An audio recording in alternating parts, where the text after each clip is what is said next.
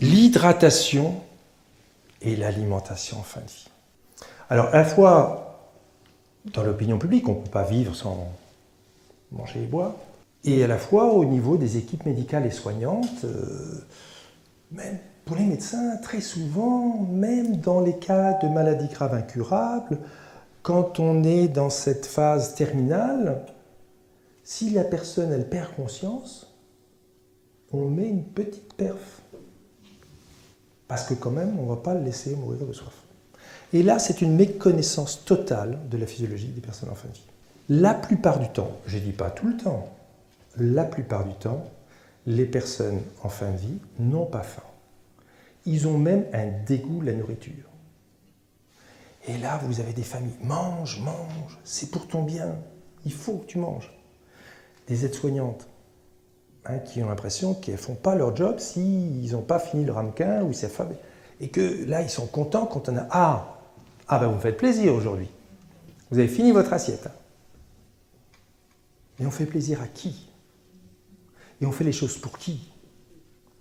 Pour le malade? Pour le soignant ou pour la famille? Les gens, ils n'ont pas faim. Est-ce que vous croyez que là, je vais pouvoir venir et vous ingurgiter quelque chose si vous n'avez pas faim, si vous avez déjà mangé, voire si vous êtes un petit peu nauséeux? Sûrement pas. C'est curieux de voir que plus le malade est gravement malade, plus la personne est handicapée, lourdement handicapée, plus la personne est âgée, et moins elle écoute. Et plus on décide pour elle. Alors l'alimentation, ça, et alors le pourtour méditerranéen, Afrique du Nord,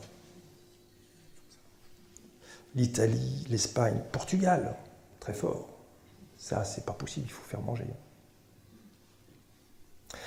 Et donc le malade, il mange pour faire plaisir à son épouse. Et quand l'épouse est partie, il a gardé en bouche et il recrache.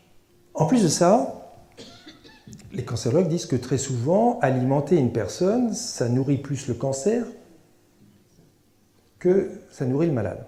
Et il n'en profite pas. Alors on dit, bon, d'accord, on ne va pas lui mettre une alimentation parentérale, on ne va pas le nourrir, mais quand même, on va lui mettre une petite perf en sous-cutanée. Eh bien non, non et non. 3 fois non. Parce que mettre une perfusion en sous-cutanée, c'est risquer de prolonger la personne pour lui faire vivre toutes les conséquences de l'agonie, de la dénutrition, de la cachexie. Et il faut savoir que les personnes, dans la grande majorité des cas, ils n'ont pas soif. Ils n'ont pas de souffrance liée à ce manque. Pour essayer de vous convaincre, ou pas, je vais vous parler de la canicule en 2003. Combien de morts? 15 000, 12 000, 15 000. Et ils sont morts de déshydratation. Ne croyez-vous pas que s'ils avaient eu une souffrance liée à cette déshydratation, ils auraient été chercher de l'eau? Ah, je souffre, j'ai soif. Je prends de l'eau. Toutes les personnes n'étaient pas handicapées à tel point de ne pas aller chercher de l'eau. Et d'ailleurs, ça corrobore ce que disent les gériatres. L'été, quand il fait chaud, il faut donner à boire aux personnes âgées parce qu'elles n'ont pas de souffrance liée à ce manque. Donc ça prouve bien qu'il n'y a pas de souffrance liée à ce manque.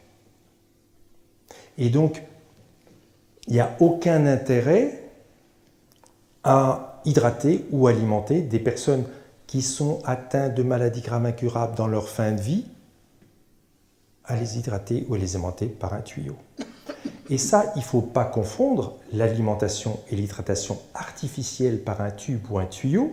Ça n'a rien à voir avec manger et boire. Manger et boire, c'est un soin de confort. Tant qu'elle est voulue par la personne, tant qu'elle est possible. C'est un plaisir, c'est un confort. Ça, oui. Il y a de la confusion, souvent, entre boire et manger. Bien sûr, ça. Alimentation, plaisir, tant que la personne le souhaite et tant qu'elle le peut, ce qu'elle aime, tout va bien. Whisky, pastis, bonne bouteille de vin, des écrevisses, ce qu'elle veut. Il n'y a plus de régime, ce n'est pas le problème. Par contre, alimenter ou hydrater par un tuyau, ça non. En fin de vie, dans la maladie grave incurable, c'est un désagrément. Donc il ne faut pas confondre manger et boire. Ça, c'est un plaisir. Soin de confort. Par contre, hydrater ou alimenter avec un tube, c'est souvent un désagrément. Le seul symptôme gênant, c'est la sécheresse de bouche. Or, vous ne réglez jamais les problèmes de sécheresse de bouche par des hydratations avec des sondes nasogastriques ou des perfusions.